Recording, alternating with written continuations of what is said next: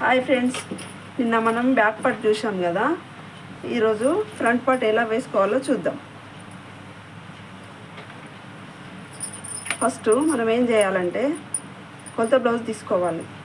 తీసుకొని ఫ్రంట్ ఉక్స్ పట్టు ఏదైతే ఉంటుందో దాన్ని షోల్డర్ నుంచి ఇక్కడ వరకు ఇలా పెట్టుకోవాలి.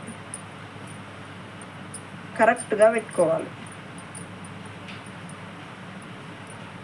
ఇది ఇలా ఉందా చూసుకోవాలి. చూసుకొని ఇక్కడ ఒక మార్క్ వేసుకోవాలి. వేసుకొని ఇది మార్కింగ్ కొరకు పైన ఒక మార్కింగ్ వేసుకోవాలి. తర్వాత ఈ ఉక్స్ పట్టు ఎంత ఉందో చూసుకోవాలి. 5.5 ఉంది. 5.5 అంటే ఇక్కడ మనం ఏం చేయాలి, 5.5ని ఇక్కడ ఈ సెకండ్ మార్కింగ్ ఏదైతే పెట్టుకున్నామో అక్కడ పెట్టుకోవాలి. 5.5 పెట్టుకొని కింద 1.5కు ఒక మార్క్ వేసుకోవాలి. వేసుకొని కింది నుంచి 1.5 మార్క్ వేసుకోవాలి. అదేవిధంగా ఈ చివరన కూడా 1.5కి ఒక మార్క్ వేసుకోవాలి. అప్పుడు ఒక లైన్ని స్ట్రైట్గా డ్రా చేసుకోవాలి.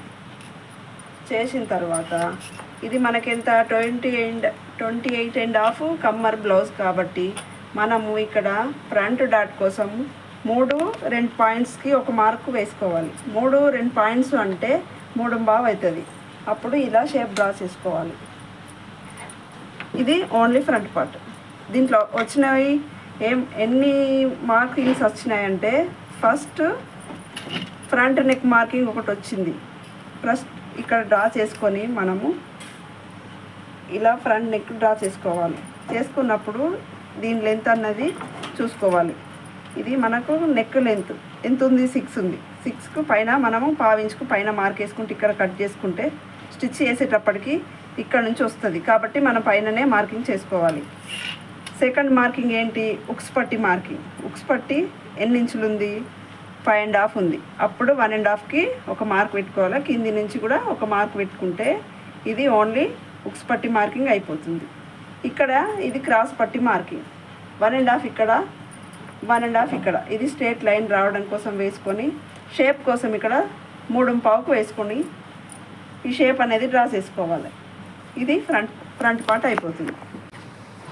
క్రాస్ పీస్ ఎలా డ్రా చేసుకోవాలో చూద్దాం. ఫస్ట్ మనం ఇక్కడ మార్కింగ్ ఎంతకు వేసుకోవాలి, 4 ఇంచుకు ఒక మార్క్ వేసుకోవాలి.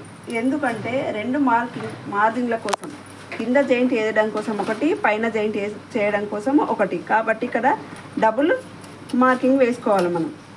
ఈ మార్జిన్ కోసం కిందిది ఒక మార్జిన్, పైనది ఒక మార్జిన్. తర్వాత క్రాస్ పీసు ఎంత వేసుకోవాలి, 2.5కు వేసుకోవాలి. తర్వాత ఒకటి 1/2కు ఒక మార్క్ వేసుకోవాలి. ఇదే లైన్ స్ట్రేట్ రావడం కోసం కింద కూడా 1/2కు ఒక మార్క్ వేసుకోవాలి.